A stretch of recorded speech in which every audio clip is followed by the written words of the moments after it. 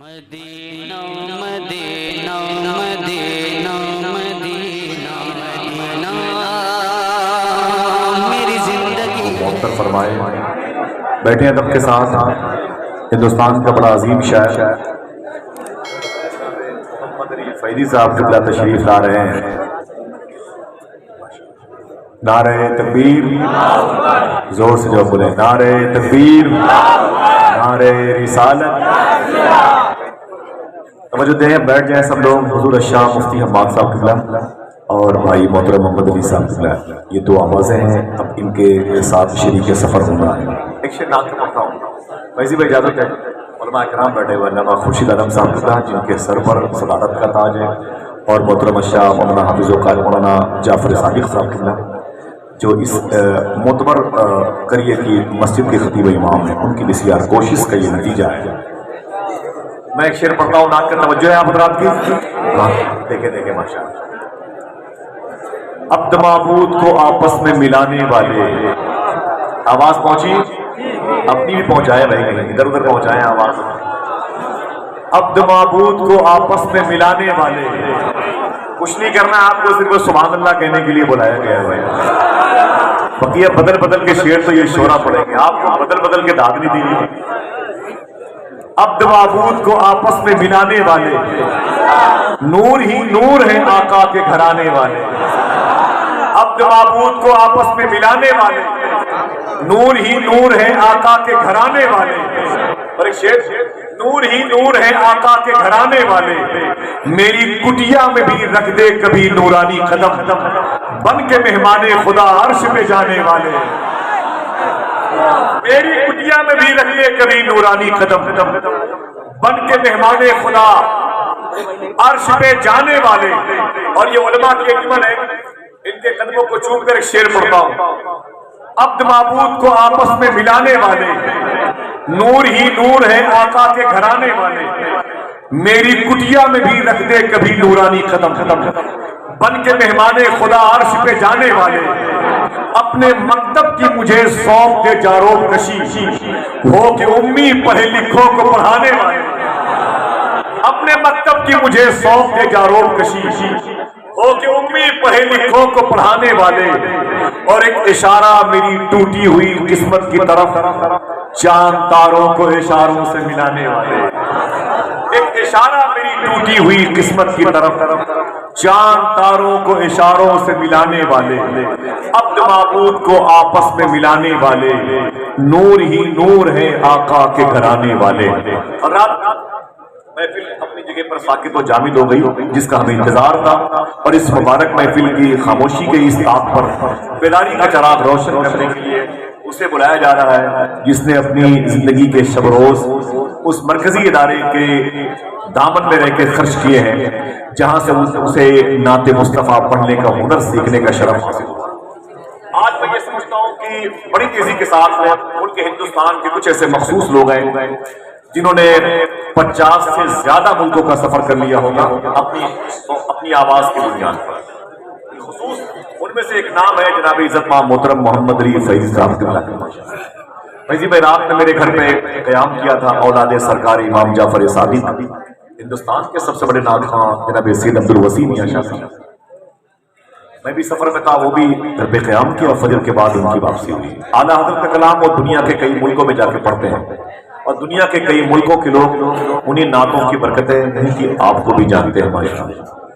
اچھا، آپ لوگوں نے جناب محترم محمد علی فیضی کو دیکھا ہے کہ نہیں دیکھا؟ بتائیں ہاتھوں کو اٹھا کے۔ دیکھا ہے ماشاءاللہ؟ وہ اسکرین پر دیکھا ہوگا، اسے تو آج پہلی مرتبہ دیکھیں گے، توجہ رکھیں گے تو بات بنے گی انشاءاللہ۔ اعلیٰ حضرت کا کلام ان کی شناخت ہے، بزرگوں کا کلام پڑھنا ان کی شناخت ہے۔ کون اعلیٰ حضرت جس نے پوری زندگی غوث اعظم کو نہیں چھوڑا؟ سنیں آپ، غوث اعظم کو نہیں چھوڑا۔ یہی وجہ ہے کہ غوث اعظم نے بھی اپنے اس غلام احمد رضا کو نہیں چھوڑا۔ لیکن اگر کسی نے اعلیٰ حضرت کو چھیڑا تو پھر اس کو بھی غوث اعظم نے نہیں چھوڑا۔ آج یہ عالم ہے کہ رب کعبہ کی قسم، علماء کے سینے پر علم علی کی برکتیں موجود ہیں۔ مکہ شریف میں تھا، اور غوث پاک کی بارگاہ میں رات کے تقریباً 11-12 بجے رہتے ہیں. ایک خادم شیخ ابو علی پولیس ڈپارٹمنٹ میں سروس کرتے ہیں, مجھ سے بولے کہ آپ ہندوستان کا واپس جاؤ گے؟ تو میں نے کہا کل پرسوں میں میری فلائٹ ہے, وہ یا دبئی ہو کے جاؤں گا. تو مجھ سے ایک جملہ کہا بتا دوں, بولے کہ آصف ہندوستان جانا تو ایک مزار شریف ہے, جو بزرگ وہاں لیٹے ہوئے ہیں ان کو میرا سلام بول دینا. بات ہو رہی ہے غوث پاک کی بارگاہ کی. میں نے کہا ذرا صاحب مزار کا نام تو بتاؤ. تو آنکھیں جھکا کے بولے ان کو لوگ امام احمد رضا فاضل بریلوی کہتے ہیں. میری زبان سے آواز آئی, کہاں کھولے کہ سو یار نے خوشبو کا. 6 سال کی عمر میں اپنے باپ نقی علی خان سے پوچھا تھا, ابو اپنے گھر سے جغرافیائی نقشے کے مطابق بغداد شریف کدھر پڑتا ہے؟ باپ نے کہا بیٹے کیوں؟ تو 6 سال کے اس بچے نے کہا تھا میں ادھر پیٹ کر کے نہیں بیٹھنا چاہتا جس طرف غوث اعظم کا دربار. جب کوئی 6 سال کی عمر میں غوث پاک کے دیار کا اس قدر احترام کرتا ہے تو بڑا ہو کر اسی کو دنیا اعلیٰ حضرت کہتی ہے. ان کے کلام کی تاثیر یہ ہے کہ جن کو کل کوئی نہیں جانتا تھا آج ان کے صدقے میں لوگ جانے جا رہے ہیں.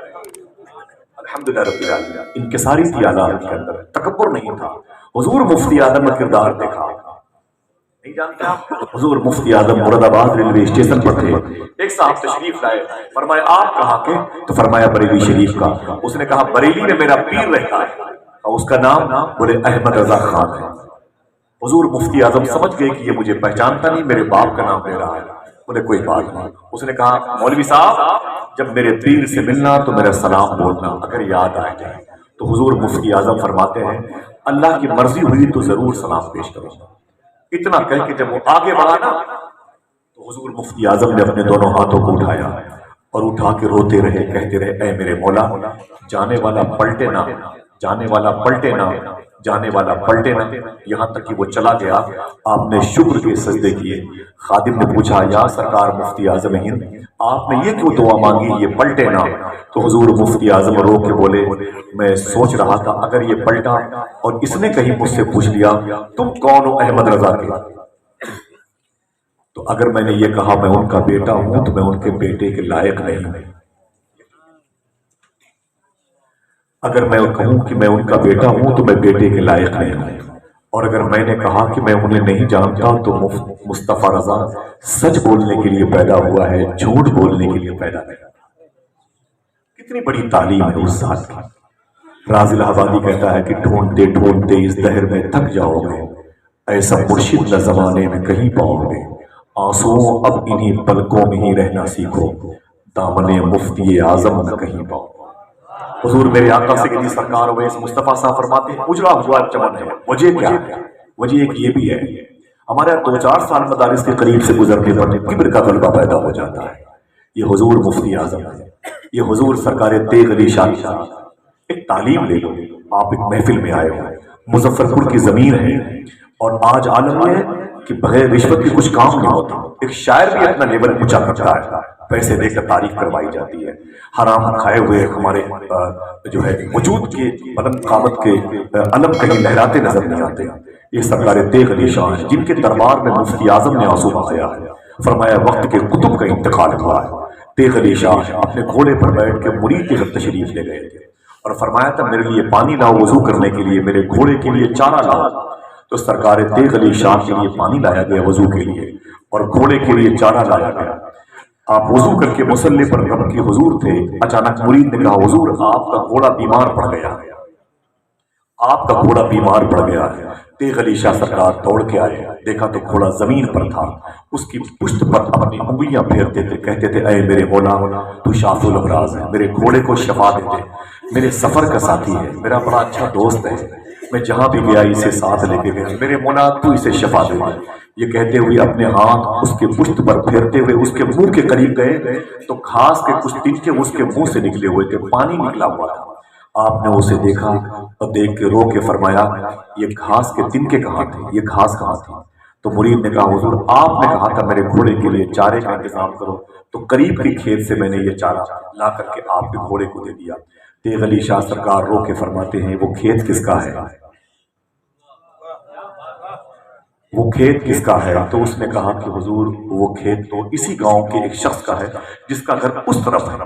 آپ نے فرمایا صحیح بتانا، کیا تم نے اس سے پوچھا نہیں؟ اس نے کہا حضور اس سے پوچھتا کیسے، وہ بہت دور رہتا ہے۔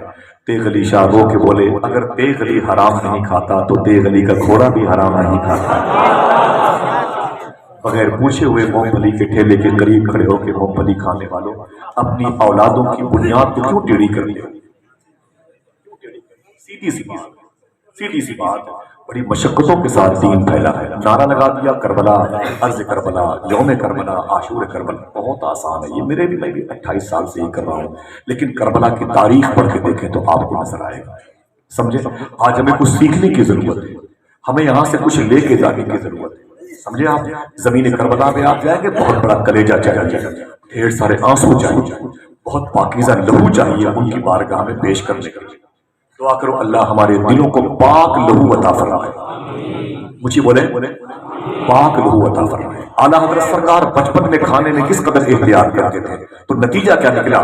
میں 2010 میں 11 میں 12 میں 17 میں مدینہ شریف برابر گیا۔ پورے ہندوستان میں جو بھی جلسے مشاعروں سے پیسے آئے اسے یا تو مدینے میں خرچ کرتا رہا یا بغداد میں خرچ کرتا رہا۔ الحمدللہ رب العالمین، مجھ سے آپ پائی کا حساب بھی لے سکتے، سمجھا؟ اس معاملے میں پائی کا حساب بھی لے سکتے ہو۔ تو میں غار سور کے اندر 1.5 گھنٹے تھا، 5614 فٹ کی بلندی پر میرے قریب میں وہ ایک افغانستان ہرات کے قریب کے حاجی صاحب تھے۔ میں اپنی آواز میں حضور کی نعت پڑھ رہا تھا، وہ اپنی آواز میں لگے ہوئے، وہ نکلے باہر سلام و دعا کے بعد ٹوٹی پھوٹی زبان میں مجھ سے بات کرنے لگے، میں بھی ان سے محبت کرنے لگا۔ مجھ سے بولتے ہیں کہ تم کہاں کے رہنے والے ہو؟ میں نے کہا ہندوستان کے۔ تو بہت خوش ہوئے، وہ رونے لگے، رو کے بولے ہندوستان جانا نا 2 بزرگوں کو میرا سلام بولنا، اور میری بھی بڑی خواہش ہے ان کی بارگاہ میں آنے کی۔ میں نے کہا کہاں؟ بولے ایک کو اجمیر شریف کہتے ہیں، دوسرے کو بریلی شریف کہتے ہیں۔ کہاں؟ بولے یسوع یار میں خوشبو کہاں تک ہے۔ علامہ حشمتی صاحب کہتے ہیں 25 گھنٹے فلائٹ کا سفر کر کے میں فجی گیا، فجی 3 اسٹیپ میں فلائٹ کو رکنا پڑا، پھر جا کے فلائٹ کی تبدیلی کے بعد فجی گیا، دنیا کا آخری کنارہ، اللہ اکبر اللہ اکبر۔ کہتے وہاں پر پہنچا تو رات ہو گئی تھی، فجر کی نماز کے وقت جب مجھے اٹھنا پڑا تو میں نے کھڑکی کھول کے دیکھا کہ ذرا دیکھیں دنیا کے آخری کنارے کی صورت کیسی ہے، فجی۔ کہتے ہیں جیسے میں نے کھڑکی کھول کے باہر کے مناظر کو دیکھنا چاہا، قریب کی مسجد سے آواز آ رہی تھی مصطفیٰ جان رحمت پہ لاگو، کہاں کھولے ہیں یہ سویان میں خوشبو کہاں تک۔ حضور مفتی اعظم کے کردار کو پڑھا کرو، میرے گھر کے قریب سے حضور مفتی اعظم نکلے نا گنڈا پرتاپ گڑھ کے قریب میں، تو آپ نے فرمایا تھا کہ مجھے نماز پڑھنا ہے، ٹرین کھڑی ہو گئی، نماز کے لیے کھڑے ہو گئے، ایک مولوی صاحب تھے ہمارے علاقے میں، وہ مصلی پر کھڑے ہو گئے، حضور مفتی اعظم نماز نہیں پڑھاتے تھے، نماز نہیں پڑھاتے تھے، تو وہ کھڑے ہو گئے مولوی صاحب نے پہلی مرتبہ مفتی اعظم کو دیکھا تھا، مفتی اعظم نے بھی انہیں ظاہری طور پر پہلی مرتبہ دیکھا۔ عصر کی نماز مفتی اعظم نے الہ آباد میں پڑھی تھی، مغرب کنڈا ریلوے اسٹیشن پر پڑھ رہے تھے، مولوی صاحب مصلی پہ کھڑے ہو کے نماز پڑھا دی، اور جیسے سلام پھیرا مفتی اعظم نے رو کے کہا مولوی صاحب جب آپ کی عصر کی نماز قضا ہو گئی تھی تو مغرب پڑھانے کی ضرورت ہے۔ جب کوئی اس قدر احتیاط کرتا ہے اللہ اسے روشن ضمیری عطا فرماتا ہے، پھر وہ مرنے کے بعد بھی زندہ رہتا ہے، اور جب کوئی بد احتیاط ہو جاتا ہے تو اللہ اسے مرنے سے پہلے مار دیتا ہے۔ جن کے نام کی عرس کی تقریب ہے یہ مرنے کے بعد بھی زندہ ہے، ہمارے قلوب میں زندہ ہے، ہمارے دلوں میں زندہ ہے، ہماری فکروں میں زندہ ہے، ہمارے سینس میں، ہمارے خیالات میں، ہماری بات چیت میں، ہماری زبانوں پر، ہماری قلب پر، ہماری روح پر ان کا غلبہ ہے۔ دعا کرو اللہ ہمارے دسترخوان کو حلال رزق سے مالا مال فرمائے۔ اگر اتنا کر لیں، ایک بزرگ بہت عظیم بزرگ ہیں، مجھ سے پوچھا آپ کو غوث اعظم نے کیا تعلیم دی؟ آپ نے کہا مجھے غوث اعظم نے فرمایا 2 کام کیا کرو۔ کہا کیا؟ کہا سچ بولا کرو اور حلال کھایا کرو۔ اب کیا ضرورت ہے آپ کو 10 سال کسی مدرسے میں پڑھنے کی؟ یہ اسی مدرسے کی نچوڑ اور ماحصل تعلیم کا اثر ہے۔ سچ بولا کرو اور حلال کھایا کرو، ہاتھوں کو اٹھا کے بولو انشاءاللہ، دل سے بولو انشاءاللہ۔ بس 30 سیکنڈ کی آخری بات، صوفی عبد الوحید صدیقی صاحب قبلہ ہے، ناگور شریف میں رہتے ہیں۔ ابھی میں نے ان سے کہا حضور دعا کر دیجیے، میں ان کے جلسے کا درباری ناظم ہوں، میں نے کہا حضور دعا کر دیجیے۔ بولے سیفی سنو، 50 تو بیٹھے بیٹھے، بولے کیا دعا کروں؟ یہ جو میرے مرید بیٹھے ہوئے نا میرے سامنے، اتنا ان لوگوں نے مجھے حرام کھلا دیا ہے کہ اب میری دعا قبول نہیں ہوتی۔ خدا کی قسم، پہلے پتیاں کھاتا تھا، جو کہنا چاہتا تھا رب قبول فرما دیتا تھا۔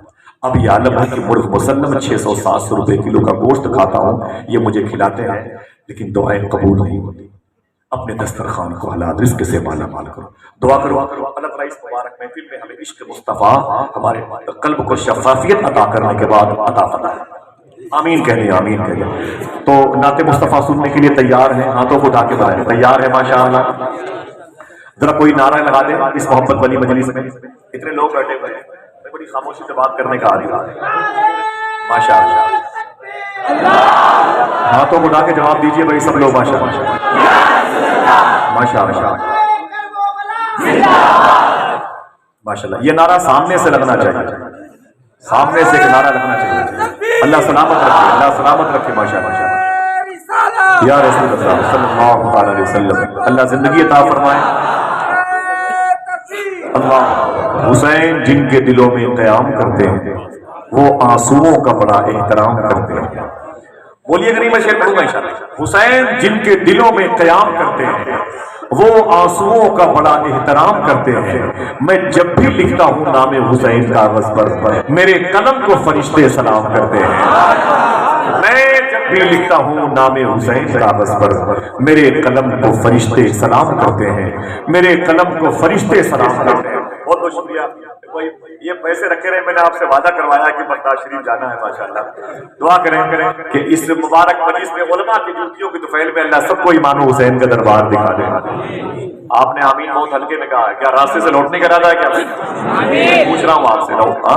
ذرا زور سے بولے آمین انشاءاللہ. زمین کربلا دیکھیں انشاءاللہ, روضے حسین دیکھیں انشاءاللہ. دل سے کہتے ہیں انشاءاللہ. تھا جوش پہ شبیر کے دریائے سخاوت, گستاخی خنجر کا نہ شکوہ نہ گلا تھا. یہ کہتے ہوئے ہر کی خطا بخش دی شہ نے, جا یاد کرے گا کسی سید سے ملا تھا.